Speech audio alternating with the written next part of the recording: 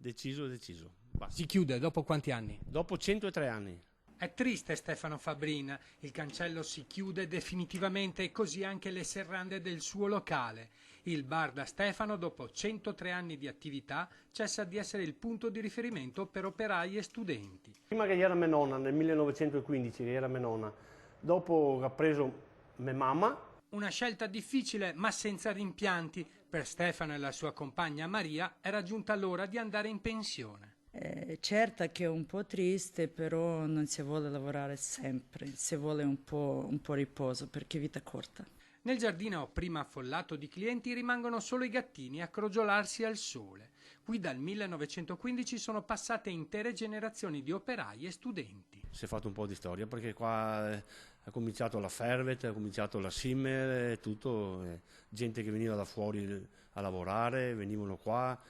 Prima di andare a lavorare, quando non c'erano le mense, portavano le pignatee e allora mia madre alle 11:30 prendeva tutte queste pignatee, guardava questa è da scaldare, questa no, questa è da scaldare e dopo le metteva sulle tavole e loro venivano fuori a mezzogiorno, avevano il suo posto, mangiavano col suo quartino di vino. Qui era frequentato il bar anche da molti studenti. Tantissimi studenti, specialmente quelli che bruciavano.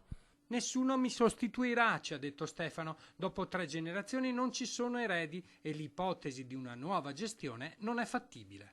Perché non ho nessuno, non ho figli di dietro che mi danno una mano e quindi sono solo, chiudo, non voglio affittare perché abito qua, voglio stare tranquillo. Per non dimenticare questa bella avventura durata 103 anni è stato realizzato un cortometraggio, Colazione da Stefano, realizzato da Andrea e Matteo Bellini e Luca Sella.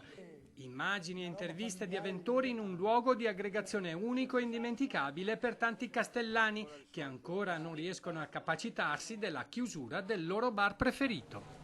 O Sara o Fede. Sara, dove andiamo? Dove andiamo?